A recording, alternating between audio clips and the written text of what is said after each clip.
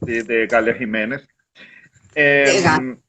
Sí, y yo lo quisiera profundizar un poco más, es que viajaste por todo el mundo trabajando, ¿no? Estudiaste en París, estudiaste en Japón, pero también viajaste, ¿no? Con tus obras. Quiero que me cuente acerca Sí, de eso, ¿no? Que es el- maravilloso. la primera vez fui invitada a la Sorbona, contactos que uno tiene y logra, porque como decía Inda Ledesma, usted ponga su talento, yo le doy las oportunidades. El talento sin las oportunidades no se ve. Bueno, yo estaba haciendo una obra de Roberto Ataíde, maravillosa, La señorita Margarita. ¿Conoces? Es Sí, ya vi. maravillosa. Con la obra de la señorita Margarita, yo estuve en la Sorbona y estuve en otras universidades francesas a través de la vinculación de un profesor de una universidad en Angers que tenía muchos vínculos con Paraguay.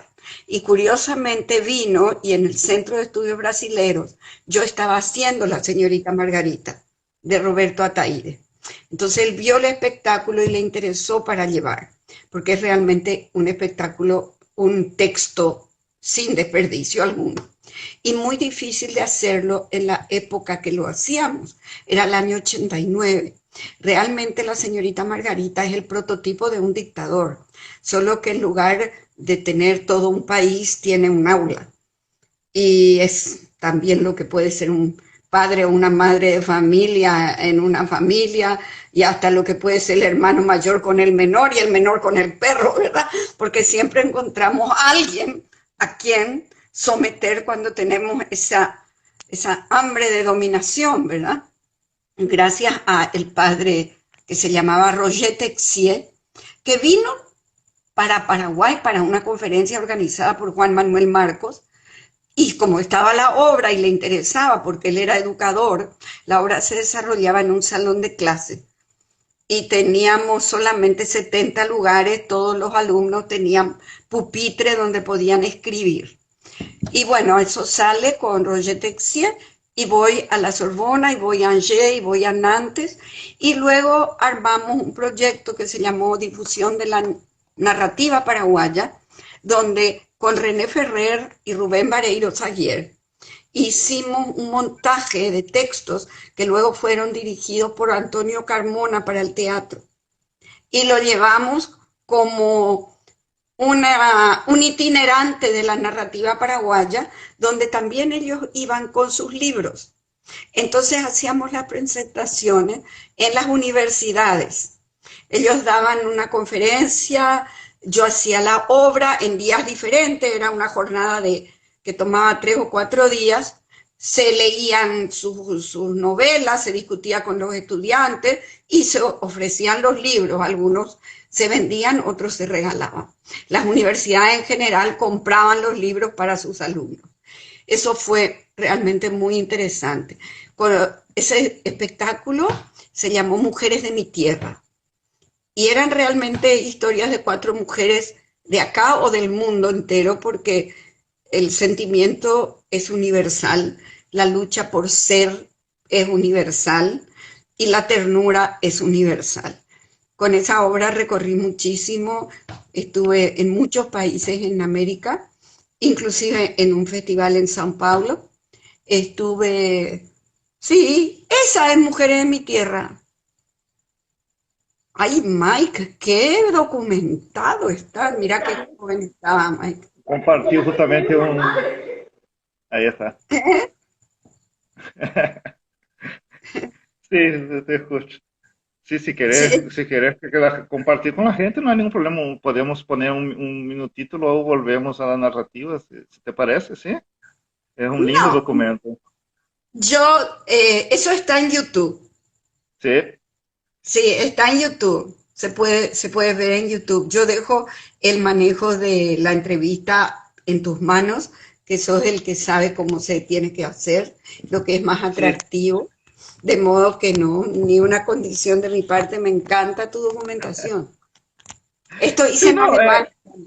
Esto hice, De, Mujeres de mi Tierra, hice también en Alemania, en el Instituto Cervantes, que tiene una sala que se llama Roa Bastos, en Múnich. Y también lo hice en Berlín lo hice en una jornada que rememoraba la caída de las dictaduras, porque el muro cae en el 89, lo mismo que la dictadura tronista, y entonces se organizó un coloquio muy interesante, también hice esto en esa oportunidad.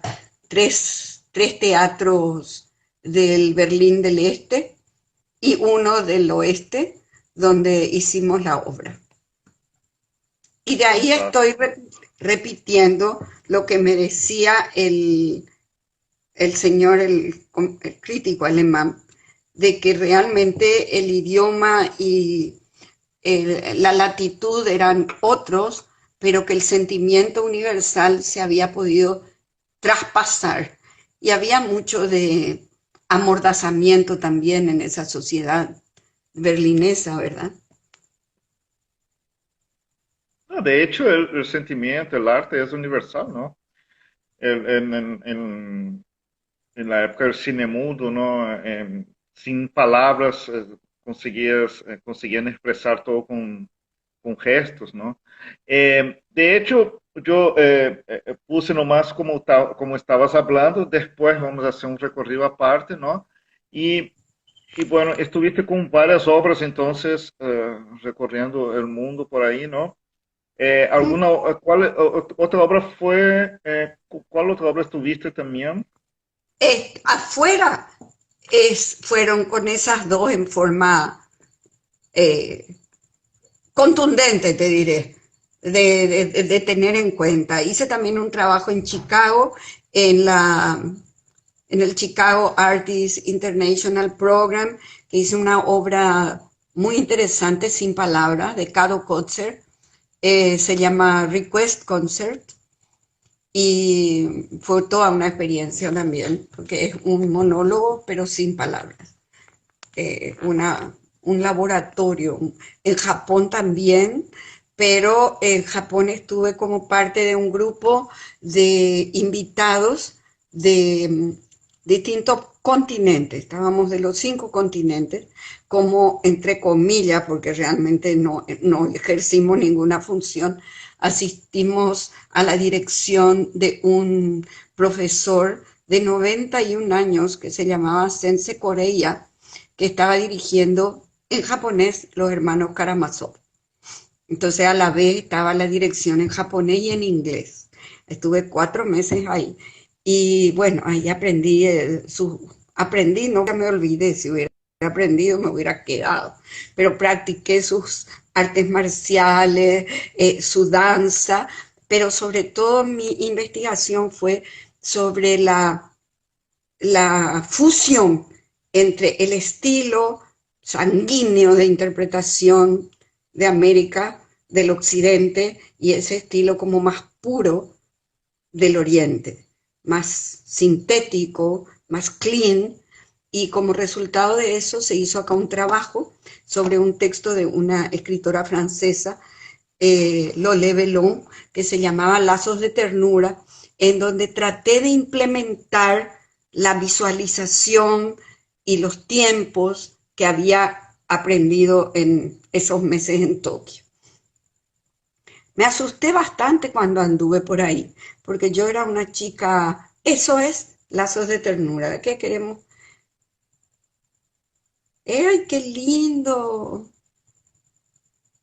Esa es Graciela Canepa, una gran actriz uruguaya, muy, muy querida, que se fue muy pronto.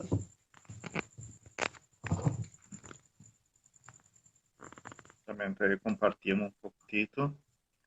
Sí, acá justamente coloco las imágenes, la gente puede, todas esas imágenes están en YouTube, la gente puede entrar en el canal de Ana María y Miscos